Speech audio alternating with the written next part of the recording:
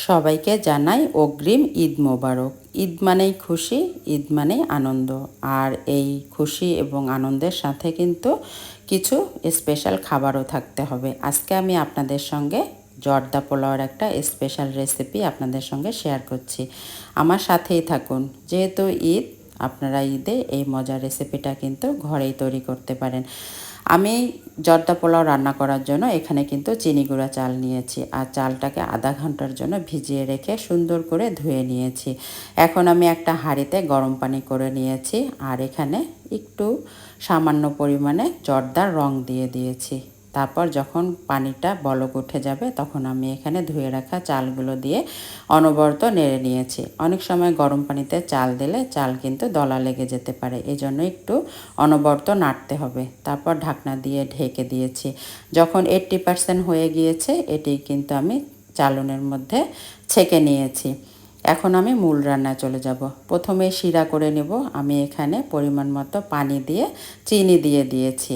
তারপর এখানে 2টা এলাচ, 2 টুকরো তেজপাতা আর 2 টুকরো দারচিনি দিয়ে দিয়েছি। তারপর যখন শিরাটা একটু ঘন হয়ে আসবে তখন কিন্তু আমি এখানে সিদ্ধ করা চালগুলো দিয়ে দিয়েছি।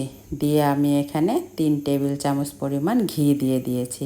দিয়ে খুব ভালোভাবে নেড়ে আমি ঢাকনা দিয়ে ঢেকে দিয়েছিলাম। আর এর মধ্যে কিন্তু আমি 2টো কমলার রস দিয়ে দিয়েছিলাম। কমলার রস বা মালটার রস দিলে এর ফ্লেভারটা কিন্তু খুব সুন্দর আসে। আমি এখানে দুটা কমলার রস দিয়ে দিয়েছি। তারপর ঢাকনা দিয়ে ঢেকে তাওয়ার মধ্যে বসিয়ে 20 মিনিটের জন্য দমে রেখে দিয়েছিলাম। এই যে কত সুন্দর করে আমার চালগুলো ফুটে গিয়েছে এবং জর্দাটা কিন্তু তৈরি হয়ে গিয়েছে। আর জর্দাটা এত সুন্দর ঝরঝরে হয়েছিল, একদম পারফেক্ট একটা জর্দা হয়েছিল। তারপর আমি এর মিষ্টিটা ব্যালেন্স করার জন্য সামান্য পরিমাণ একটু লবণ দিয়ে দিয়েছিলাম। তারপরে তো নেড়ে নিয়েছি। তারপর আমি এখানে পরিমাণ মতো কিশমিশ দিয়ে দিয়েছি, আর আপনারা ইচ্ছে করলে এর সাথে বাদামও দিতে পারেন।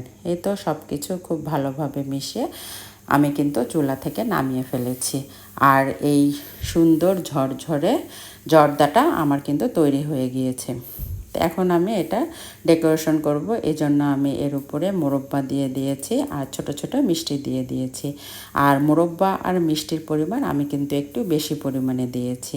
আমরা যখন বিয়ে বাড়িতে যাই সবাই কিন্তু মোরব্বা আর মিষ্টিটাই বেশি পরিমাণে এখানে খুঁজে বা খায়, তাই আমিও কিন্তু বেশি পরিমাণে একটু মিষ্টি আর মোরব্বা দিয়েছি। আপনারা ইচ্ছে করলে এখানে যে কোনো ফলও দিতে পারেন কুচি কুচি করে কেটে। আমি শুধু মিষ্টি আর মোরব্বা দিয়েছি। তারপরে তো পরিবেশন করেছি, সবাই খেয়েছে, খুব প্রশংসা করেছে। আপনারাও ঈদে ট্রাই করতে পারেন। আল্লাহ হাফেজ।